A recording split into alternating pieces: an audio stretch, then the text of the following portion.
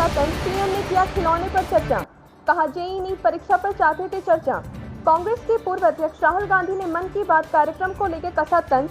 30 अगस्त की सुबह 11 बजे प्रधानमंत्री नरेंद्र मोदी का यह कार्यक्रम रेडियो समेत विभिन्न प्लेटफॉर्म पर प्रसारित हुआ। प्रधानमंत्री ने बच्चों के खिलौने से लेकर मोबाइल ऐप्स, न्यूट्रिशन और सिक्योरिटी डॉग्स तक बात की। राहुल ने अपने ट्वीट में जेईई नीट परीक्षाओं का मसला उठाया। कांग्रेस संसद ने लिखा कि जेईई नीट के परीक्षार्थी चाहते थे कि पीएम परीक्षा पर चर्चा करें, लेकिन पीएम ने खिलौने पर चर्चा कर डाली। साथ में उन्होंने मन की नहीं सूरन की बात हैशटैग का भी इस्तेमाल किया। 1 सितंबर से कांग्रेस करेगी वर्चुअल रैली, पार्टी ने बनाई खास रणनीति। बिहार में विधानसभा चुनाव को लेकर सभी प्रमुख सियासी दल लगातार रणनीति बनाने में जुटे। बीजेपी जेडीयू के बाद अब कांग्रेस पार्टी ने आगामी चुनाव को लेकर पूरे प्रदेश में वर्चुअल रैली का लिया फैसला। पार्टी 1 सितंबर से सुबह में वर्चुअल रैली करेगी आयोजित। माना जा रहा है कि इन रैलियों के जरिए कांग्रेस आम लोगों के बीच अपनी पकड़ मजबूत करने की करेगी कोशिश। पीएम मोदी ने पश्चिमी चंपारण के थारू समाज की पढ़ाई, कहा नागरिकों को है अपने दायित्व का एहसास। प्रधानमंत्री ने रविवार को कार्यक्रम में कहा कि कोरोना काल में नागरिकों को अपने दायित्व का है एहसास। हर तरह के उत्सव में लोग बरत रहे हैं संयम। इस दौरान पर्व और पर्यावरण के बीच गहरे नाते की भी प्रधानमंत्री मोदी ने की चर्चा। उन्होंने प्रकृति की रक्षा के लिए बिहार के पश्चिमी चंपारण में थारू आदिवासी समाज से मनाए जाने वाले बरना त्योहार का तैयार जिक्र। अरुणाचल सीमा से नागरिकों को हटा रहा चीन, भारत के हवाई हमले से निपटने की कर रहा तैयारी। चीन ने सीमा पर चल रहे तनाव के बीच भूटान और भारत के अरुणाचल प्रदेश से सटे अपने इलाके से तिब्बतियों को हटाना कर दिया शुरू। बताया जा रहा है कि चीन स्वांग के पास स्थित इसे सीमाई इलाकों को सुदृढ़ बनाने को योजना के तहत ऐसा कर रहा। इसी इलाके से कुछ ही दूर पर चीन भारत के किसी हवाई हमले से निपटने के लिए सतह से हवा में मार करने वाली मिसाइलें तैनात कर रहा है। छत्तीसगढ़ के सीएम भूपेश बघेल ने जेईई और नीट परीक्षार्थियों के निःशुल्क परिवहन के दिए निर्देश।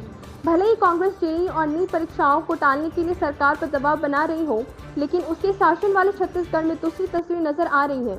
छत्तीसगढ़ के मुख्यमंत्री भूपेश बघेल ने राज्य के सभी जिलों कलेक्टरों को राष्ट्रीय स्तर पर आयोजित की जा रही प्रवेश परीक्षाओं जैसे आईआईटी, जेईई और नीट के परीक्षार्थियों को उनके परीक्षा केंद्र तक लाने और वापसी के लिए निःशुल्क परिवहन की व्यवस्था के निर्देश दिए हैं। कांग्रेस में घमासान, राहुल खेमा नहीं संभला तो 200 नेता मुख्य रूप से सामने आने को तैयार। कांग्रेस में नेतृत्व की संकट और पार्टी की चिंताजनक हालत में बदलाव के लिए आवाज उठाने वाले 23 वरिष्ठ नेता का अंदरखानी समर्थन बढ़ रहा है। राहुल गांधी को नेतृत्व सौंपने की पैरोकारी कर रहा युवा ब्रिगेड अगर वरिष्ठ नेता पर हमला करता रहा तो देर सवेर देश भर में पार्टी के करीब 200 नेता खुलकर वरिष्ठ नेता के पक्ष में आने को तैयार है। कांग्रेस ने फेसबुक के सीईओ मार्क जकरबर्ग को पत्र लिखा, भाजपा ने दिखाया आईना।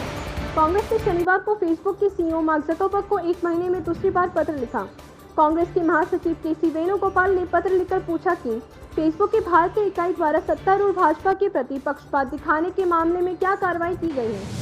एक संवाददाता सम्मेलन में विपक्षी पार्टी ने फेसबुक कर्मचारी और सत्ताधारी लोगों के संपर्कों की संयुक्त संसदीय समिति द्वारा जांच कराने की भी मांग की।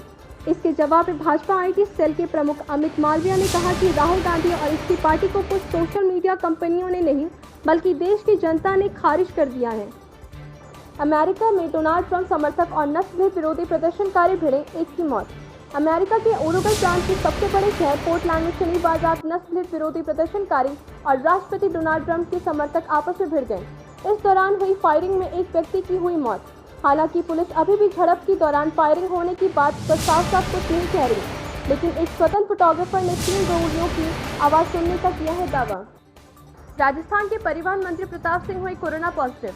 राजस्थान में कोरोना संक्रमण की रफ्तार कम होने की बजाय बढ़ती जा रही है। प्रदेश में संक्रमितों का आंकड़ा 80,000 तक पहुंच गया, वहीं मृतकों की संख्या 1040 हो गई।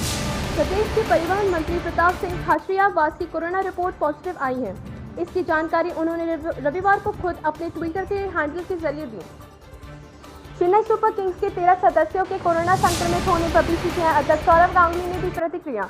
इंडिया प्रीमियर लीग के 13वें एडिशन से पहले franchise team Chennai Super Kings के 13 सदस्य कोरोना पॉजिटिव पाए गए। टूर्नामेंट के शुरू होने से पहले इतनी संख्या में एक ही टीम से जुड़े इतने लोगों को संक्रमित पाए जाने पर भारतीय क्रिकेट कंट्रोल बोर्ड के अध्यक्ष सौरव गांगुली ने अपनी पहली प्रतिक्रिया दी है।